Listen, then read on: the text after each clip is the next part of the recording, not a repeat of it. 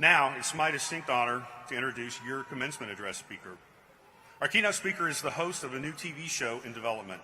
She is currently number 5 on the list of leadership experts to follow online, and is a best-selling author with more than 18 published books on entrepreneurship and leadership topics. In 2011, Elizabeth was awarded the U.S. Congressional Veteran Commendation. While serving the U.S. Army, Elizabeth flew command and control, air assault, rappelling, and top-secret intelligence missions, and also transported high-level government VIPs, including the Secretary of Defense. Let's see these missions, Elizabeth and the awe-inspiring Black Hawk, in action.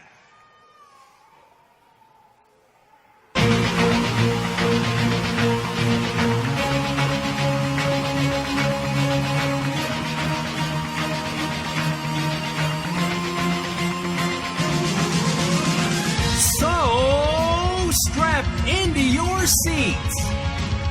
It is our pleasure to introduce our keynote speaker, former U.S. Army Black Hawk pilot, Elizabeth McCormick.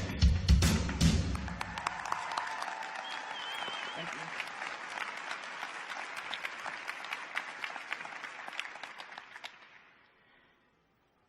I was 8 years old. Do you remember when you were 8 years old? Did the whole world revolve around you? Right? I was 8 years old. It was the middle of the night when I heard a noise. Something woke me. And I crept through the dark down the hallway.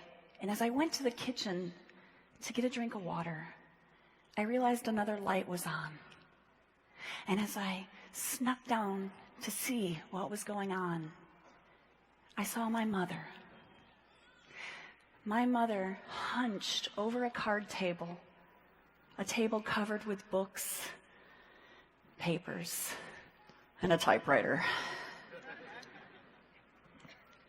She had gone back to school. She was 32 years old. She worked at Kmart full-time and had gone back to school in the evenings, and then was staying up until the wee dark night studying, trying to better things for herself, and for herself, by extension, her family. She did a lot more than talk. She took the action, like you all have.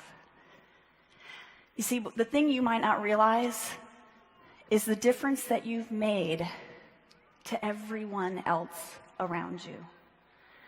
The impact, the influence that you might have had. You see, you don't even know it. How many of you have kids? Okay, yeah. How many of you have seen a kid? Right? You've made an impression upon them. You have shown them by your actions what perseverance is. You have shown them more, and they have learned more from you every single day. And whether it's your own child, or it might be a niece, a nephew, a brother, a sister, a family member, a coworker, you've had an impact and influence on the others around you that will last for the rest of their lives. I needed that. I needed that because when I decided to become a helicopter pilot, see, there's me at 8. When I decided to become a helicopter pilot and I went into the recruiting station, the recruiter said, "You can't do that. You can't do that." And I had a choice. I could believe him or I could believe me.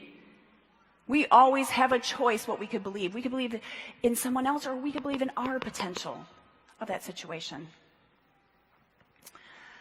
So I looked at him, and with curiosity, I said, "Why not?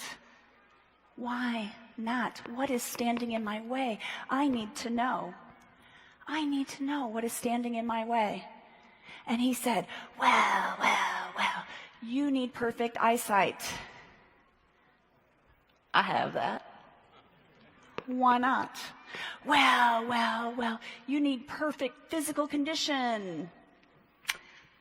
I used to have that. I was a lot younger then. Why not? Well, you need a college degree. Ha! I almost have 3. Why not?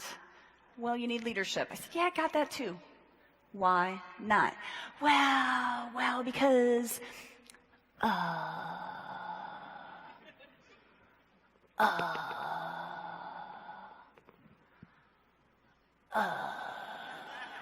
Go ahead, say it with me, it's fun. You can do this at home, it's okay, yeah. Yeah, and I asked him, what did I ask him? And he said, what do you think he said? How many of you think it was because of my gender that he said, you can't do this? Yeah. Here's what he said. I don't know how to do that paperwork. Yeah. He didn't know how to do his own job. I mean, can you imagine if I had walked in and I had believed in him instead of me? Would I have become a helicopter pilot? Would I now be a motivational speaker? I travel all over the world speaking. I've been to New Zealand just recently. Hold on. Yeah, no. Would I be here today? No. My entire future changed because I was willing to believe in myself, my abilities, my potential more than anyone else's lack of belief. Our beliefs are a choice. We get to choose. We get to persevere in those. I needed all that. And I'll tell you what I did. I tell you what you can do when you're faced with a situation like that. I sat in his office, I read the regulations, and I did the paperwork for him. Thank you. I did his job. Because when it really comes down to it, graduates, family, friends, those online, listen, your future is your responsibility. It is up to you. No one else could do it for you. You are in the pilot seat of your future right now. And there's no autopilot, is there? Is there an autopilot? Was there an autopilot to help you get through the last few years? No. You are in the pilot seat every single day, every single late night to make it happen. Well, in order for you to understand what flight school is like, I need to teach you how to fly a helicopter. Would that be okay? Yeah? Would you like to fly a helicopter? Can we get the house lights on a little brighter? Thank you. All right, in order for you to learn how to fly a helicopter, I need you to have both hands and both feet if you're able. Go ahead.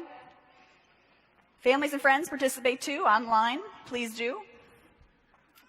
So in order to fly a helicopter, you have your right hand is on the cyclic. The cyclic is a stick. It's a stick that goes down to the floorboard, up into the rotor system, and it controls the rotor blades.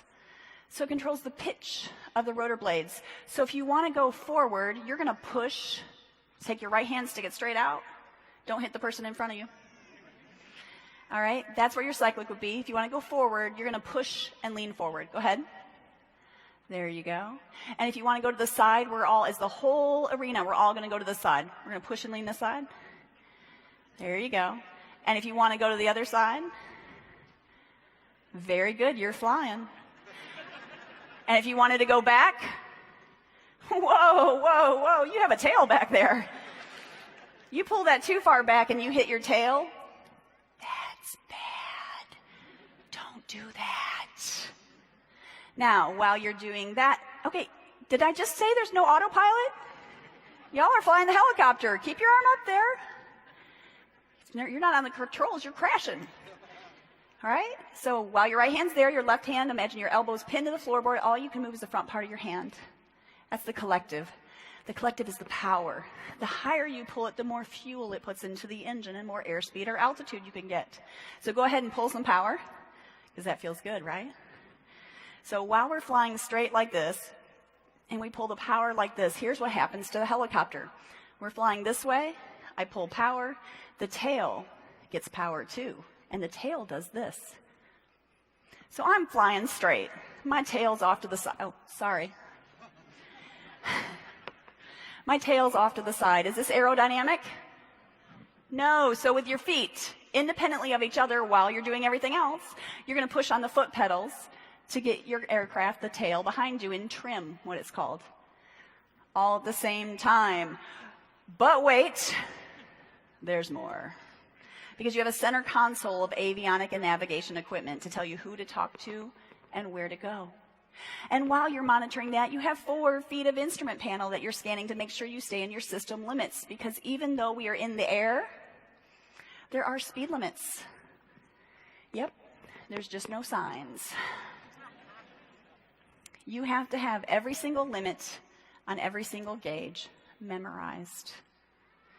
And while you're doing all that, you're also scanning through your windows. You have a front window, a door window, and a chin bubble window down at your feet. In fact, right now, I want you to look down at your toes. Yep, because when you lose your engine, that's where you're going to go. There's no glide in a helicopter. You're going to go straight down. But wait, because you also have a microphone on your helmet, and you're talking internally to your crew and externally to air traffic control, all at the same time. And if you're sitting there thinking, what does that have to do with me? Well, it's part of our life now, is multitasking, isn't it? The email's dinging, the phone is ringing. We're doing many things at many times. And most of you already have to get this far, haven't you? You've already multitasked in your life. You've been the aviator. You've got the wings to fly. Well, flying a helicopter, maybe it is like something else. Do we have any roller coaster fans here? Yeah, we have some roller coaster fans. I think we have we'll go to the next one. Yeah, roller coaster. Let me see again. Who's a roller coaster fan here? Yeah? Okay, I don't believe you. Because no true, self-respecting roller coaster fan would have only one arm up. Okay, let me see you. Where are the roller coaster fans? Yeah, 2 arms always, right? Well, I want you to imagine you're in the front car of a roller coaster. You know how when you're in the front car of a roller coaster, you could see everything that's coming? And I want you to imagine there's no track. There's no track. You get to decide where it goes. How high, how low, how fast, or how slow.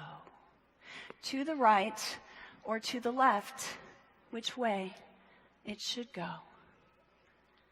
Just like your future. You are in the pilot's seat. You get to decide where you go. Flying a helicopter, the first maneuver you must learn is how to hover. Hovering is when you're 8 to 10 feet off the ground. The wind whips off the rotor system. It comes down, hits the ground, and comes up underneath the helicopter, and it buffets the helicopter, and it makes it aerodynamically unstable. I mean, it's so aerodynamically unstable. It's like the bumblebee that shouldn't fly and doesn't know any better and flies off anyway. It is aerodynamically unstable, and hovering requires a very soft touch on the controls. A soft touch is best. But what happens to that soft touch when a flight instructor is screaming at you? You're stupid. You don't deserve to be here. You're wasting my... Somebody has said that to you before. Yeah. He didn't get to decide, though. I got to decide. And even when things got hard, week over week over week, when I wasn't learning and I was failing on how to hover because that soft touch doesn't stay soft when someone is yelling at you. That soft touch didn't stay that way. And at the very end of that portion of the course, when I was failing, I had a flight instructor who came in and taught me instead of yelling. And he taught me. He taught me how to hover in one day. Have you ever been so close to something you make one little tweak, one little shift, one little change, and everything falls into place? Has that ever happened to you? If it has, say yes. Yeah. Well, he taught me how to hover. Would you like to learn how to hover? Raise your right hand up. Go ahead, raise it up high. The person next to you won't know your deodorant has worn off. All right, stretch it a little higher. We're going to bring your elbow down against your rib cage with your elbow braced against your rib cage. Pivot your hand forward. That's where your cyclic would really be. With your elbow braced against your rib cage, how smooth and stable is your wrist? Try it without the brace. Created a stable platform. Isn't that what you've done? Isn't that what you're celebrating today? Is your foundation, your stable platform for your future. He taught me how to hover in one day, and I went on to pass that portion of the class. But it was ugly. If you've had the ugly pass, do not raise your hand. We don't want to see that. Right? Because practice makes... Really? Because I had lots of practice doing it wrong. We need to shift our paradigm on this today. Practice makes permanent. What you practice every day determines how you perform, how you live your life, how you work in your job. Everything you do today impacts your tomorrow. It doesn't stop here. This is the celebration, not the ending. Because you're in the pilot's seat. Did I teach you how to fly? Was that pretty cool? Well, what fly really means is to first lead yourself so that you can better lead others. Even that 8-year-old little girl that you might have impacted or influenced. You are leading others by your example, by what you have accomplished and what you have done. But it doesn't stop here. Continue to fly, and you will soar. Thank you.